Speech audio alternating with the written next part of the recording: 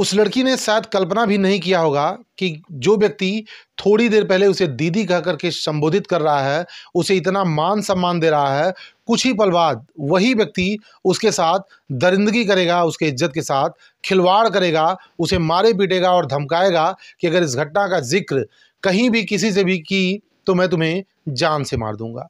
नमस्ते, मैं हूं देवव्रत पांडे और आप देखना शुरू कर चुके हैं न्यूज़ ऑन द वे। दरअसल महाराष्ट्र के पुणे में एक थाना पड़ता है स्वारगेट। इसी थाना क्षेत्र के अंदर एक बस स्टेशन भी है स्वारगेट, जहां पे एक 26 वर्षीय लड़की 25 फरवरी की सुबह लगभग 5 बजे किसी टैक्सी या किसी बस का इंतजार कर रही थी अपने घर जाने के लिए।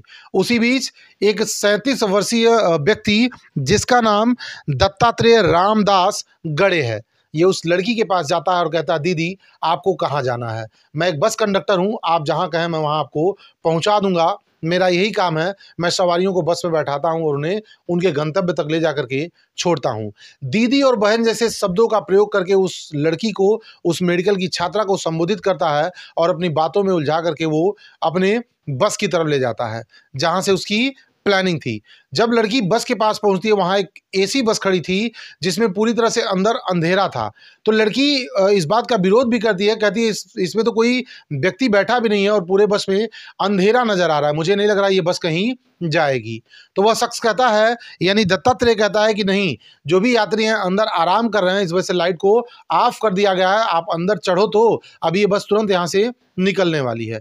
दोनों बस के अंदर प्रवेश करते हैं। जैसे ही लड़की बस में प्रवेश कर जाती है, दत्तात्रेय क्या करता है, बस को अंदर से बंद कर देता है और लड़की के साथ अभद्रता करना शुरू कर देता है। कभी उसे कहीं और हाथ लगाता तो कभी कहीं और हाथ लगाता। इस तरह से बैड टच करना उसने शुरू कर दिया था। जब लड़की ने उसका विरोध किया तो उसे खूब मारता है और मारने के बाद उसके साथ दरिंदगी करता है, उसकी इज्जत को लूट लेता है। इस घटना को अंजाम देने के बाद वो उसको समझाता है कि अगर तुमने इस घटना का किसी से भी जिक्र किया तो मैं तुम्हें जान से मार दूंगा। घटना को अंजाम देने के बाद दत्तात्रेय वहां से धीरे से अपने गांव की ओर निकल जाता है। उधर लड़की वहीं शून्य पड़ गई थी, उसे समझ में नहीं आ रहा था कि वो करे तो करे क्या। काफी समय जब बीत जाता है तो वो बस के बाहर आती है, एक टैक्सी पकड़ती है और वो अपने दोस्त को फोन करती है। टैक्सी में बैठ जाने के बाद जब अपने दोस्त को वो सारी बात बताती है तो उसका दोस्त उसको समझाता है कि तुम ऐसा करो, तुरंत थाने जाकर के उसके खिलाफ मुकदमा दर्ज कराओ, अपने साथ हुए इस घटना के खिलाफ उसके प्रति कठोर से कठोर कार्रवाई कराओ। लड़की स्वारगेट थाने पे लगभग 9 बजे या 9 साढ़े 10 बजे पहुंचती है और पूरी कहानी पुलिस वालों को बताती है। उस लड़की के दर्द को सुन करके पुलिस वालों के भी कान खड़े हो चुके थे।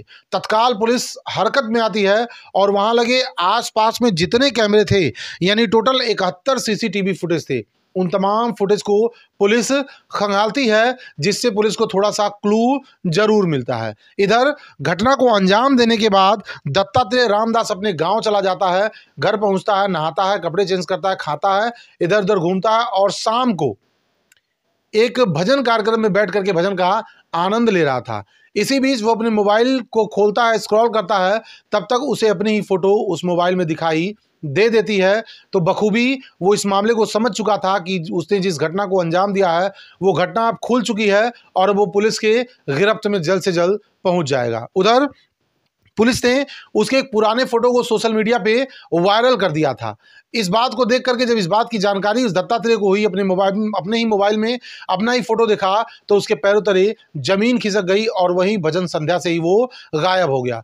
घर के किसी भी सदस्य को उसने इस घटना के बारे में कोई जिक्र नहीं किया। अब काफी टाइम बीत चुके थे, पुलिस लगातार उसकी खोज में पड़ी हुई थी। जो भी दत्तात्रेय के पुराने दोस्त थे, नए दोस्त थे, कहाँ कहाँ उसका संपर्क था, कहाँ कहाँ उसका उठना बैठना था, उन हर जगहों पे पुलिस दबिश दे रही थी और उसे गिरफ्तार करने की कोशिश कर रही थी। लगभग 72 घंटे बीत गए।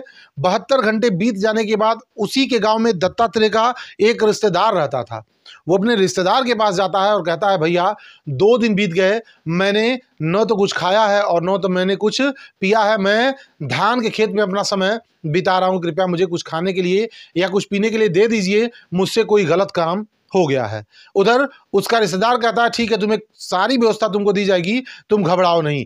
खाने पीने का बंदोबस्त तो उसका रिश्तेदार करता ही है, साथ ही साथ वो पुलिस का मददगार बन जाता है और पुलिस को सूचना देता है कि जिस शख्स को आप 72 घंटे से ढूंढ रहे हैं वो यहीं आसपास के खेतों में ही छिपा हुआ है। उधर पुलिस को भी कहीं ना कहीं से जानकारी हो गई थी कि दत्तात्रेय गांव के बाहर नहीं गया है, वो आसपास के ही खेतों में कहीं छिपा हुआ है, लेकिन इतने बड़े क्षेत्र में उसका तलाश कर पाना संभव नहीं था। रिश्तेदार के बता देने के बाद पुलिस को जब हिंट मिल जाता है तो लगभग 500 पुलिस वाले और उस गांव के 400 लोग, गांव वाले भी उस शख्स का खोज कर रहे थे जिससे इतनी बड़ी घटना को अंजाम दे दिया था, इतना बड़ा अन्याय कर दिया था, एक बच्ची के इज्जत के साथ खिलवाड़ किया था।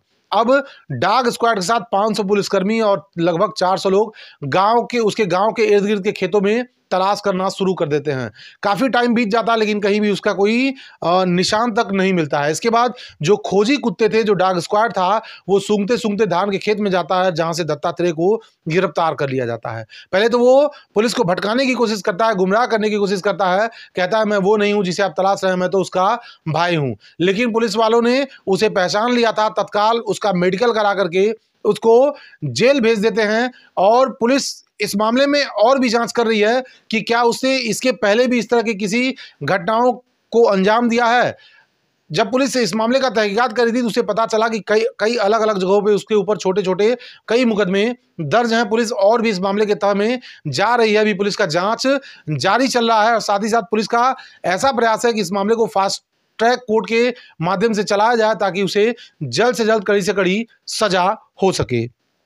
इस तरह की घटनाओं को सुनाने का मकसद किसी को डराना, किसी को धमकाना, किसी को भयभीत करना नहीं है, बल्कि समाज में घटित हो रही इस तरह की घटनाओं को रोकना है।